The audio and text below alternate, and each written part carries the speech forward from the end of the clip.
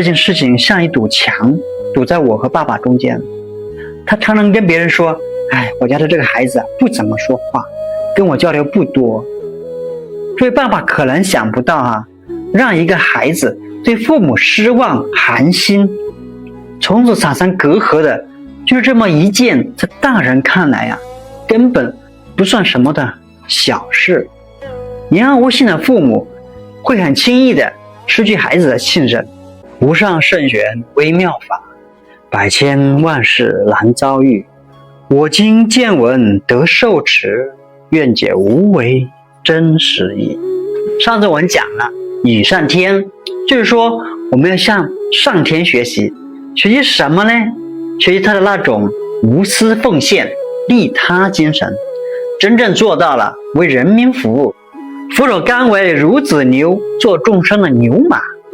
其实真正有智慧的人，身边的任何事、任何人和任何事都是他的学习对象，因为存在即合理嘛，都有值得我们学习的地方。在以上天后面老子又说了言善信，这句话的意思是说这个话一定要准确无误，要守信。以前在看电视剧《亮剑》的时候就经常听到李云龙讲了这句话，老子说的话一口唾沫一口钉，是吧？信是诚信、守诺、信用的意思。论语也有类似的话，言必信，行必果。为何古人喜欢把言和信放在一起呢？我们先看这个信字左边是一个人字，右边是一个言字。为什么说人和言放在一起就是信呢？因为在远古时期还没有纸和笔，普通百姓也不识字，人们的交流主要通过言语。如果请人转达信息，转达的人呢，一定要保证信息的准确无误。比如说我孩子出门了，去南边的100里的地方去打工，正好村里有个人去那个地方，我让他带个口信，说您往那边走您给我儿子带个口信，让他腊月20之前一定要回来家里面等着他过年呢。所以你的这个口信带的怎么样呢？你带的一定要准确，因为信息在嘴里面。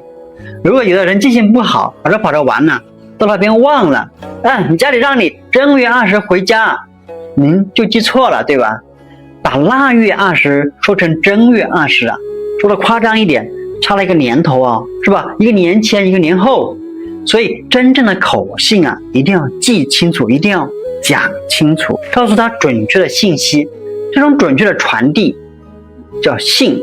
后来诚信、信誉等等，全是人与人用口相传的这种坚定不渝的品质，这叫信。所以言善信说的是水守信的特质。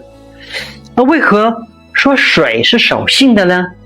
你看我们的24节气里面有个叫宜水的节气，节气的定义就需要首先的准确性还有大海的潮汐也是固定时间的，不会乱来的。所以水就有信的特质。老子在这里告诉我们要学习水守信的特质。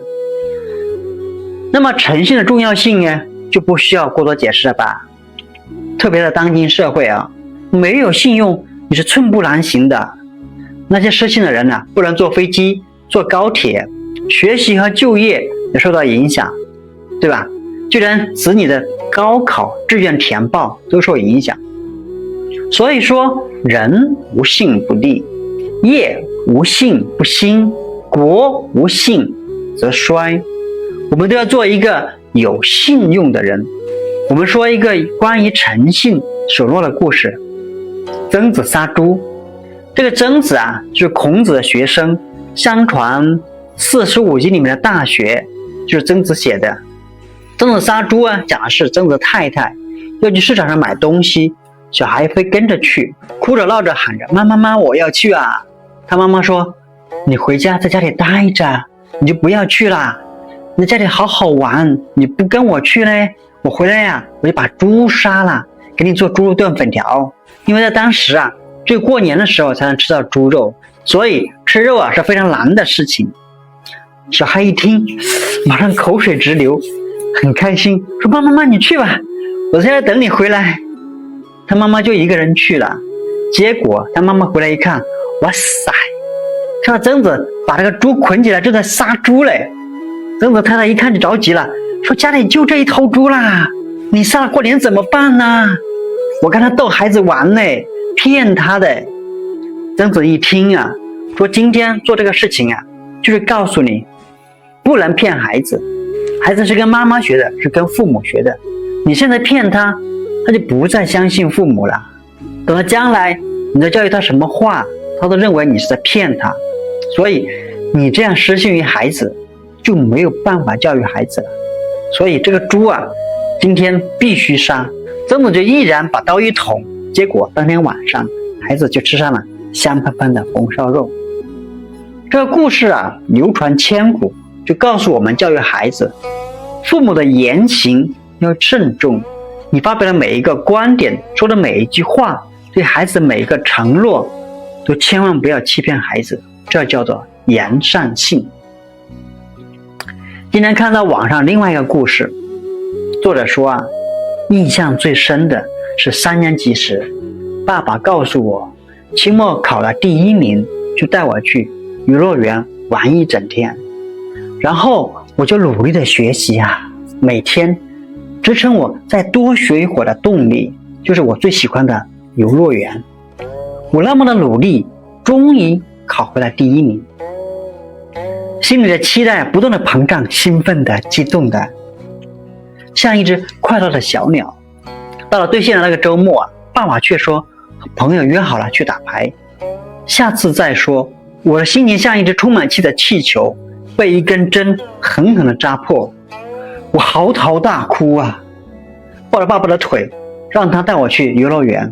他反过来骂我没出息，多大点事啊，就是不带你去怎么了？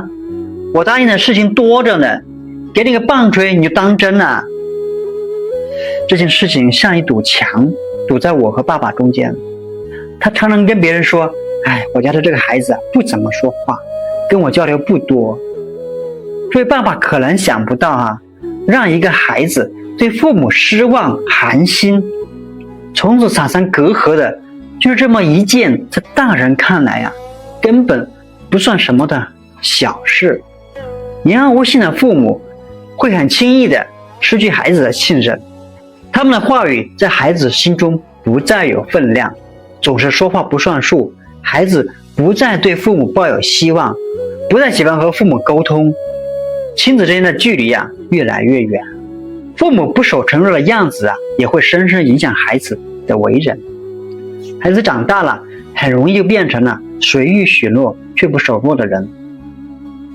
如果您不想让您的孩子变成这样子的，那么请做到言善信。